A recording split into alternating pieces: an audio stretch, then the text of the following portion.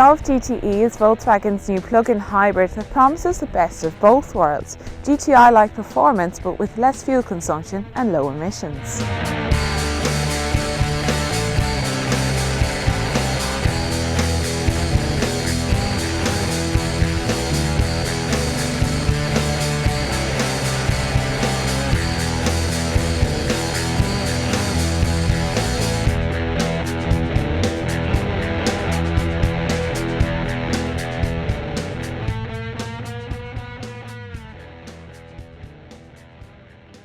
The GTE has an electric motor and a 1.4 litre TSI turbocharged petrol engine with a 6-speed DSG automatic gearbox. The maximum power output from the two sources combined is 204 horsepower.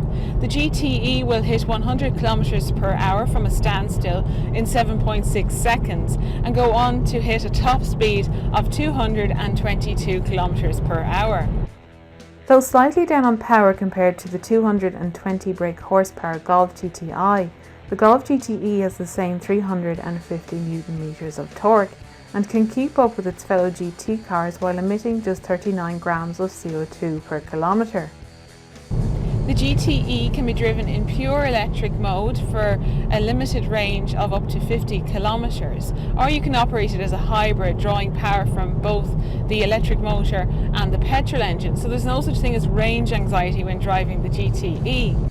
An amazing 166 mpg was returned in official tests, but fuel economy will vary a lot depending on your driving style, the distance travelled, and how often you drive on electric power only. Select hybrid mode and the electric motor and the petrol engine work in tandem but with a bias towards economy. The battery can be charged somewhat while driving because every time you lift off the accelerator or brake, energy is fed back into the battery in a process called recuperation. Moving between the different driving modes is really simple and completely seamless. The Golf GTE is just so smooth. But if you want to keep up to date with all the cool stuff that's happening underneath, there are a number of driver information screens and gauges to keep you informed.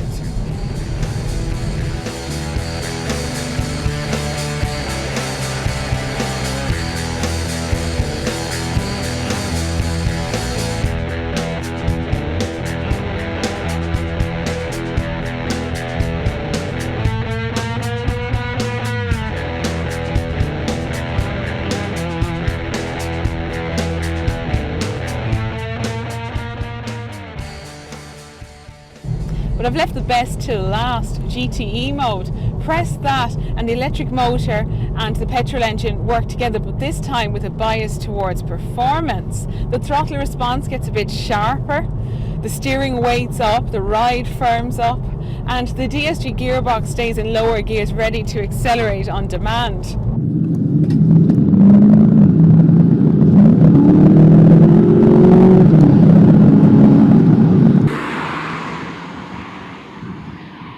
Yes, the GTE is a bit heavier than the GTI and it's a bit down on power compared to it, but this is still a fine car to drive. There's a lovely natural feedback to the steering. There's that instant torque hit, just like that.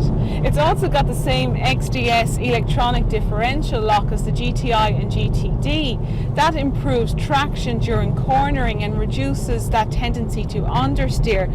You can carry speed confidently into a corner in the GTE. It feels flat, balanced, and there's loads of traction to exit the corners.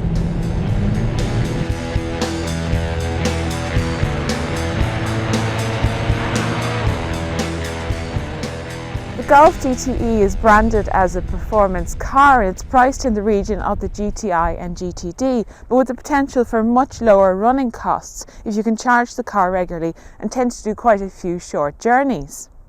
But can you authentically blend hybrid power, classic driving thrills and low fuel consumption in the one package at this price range? Well, aside from a burst of acceleration and a bit of extra noise, there's nothing particularly menacing about the Golf GTE, so if you want your hot hatchback to scare you, look elsewhere. But the beauty of this car is the options it gives you, its different personalities and the ease of which it moves between them.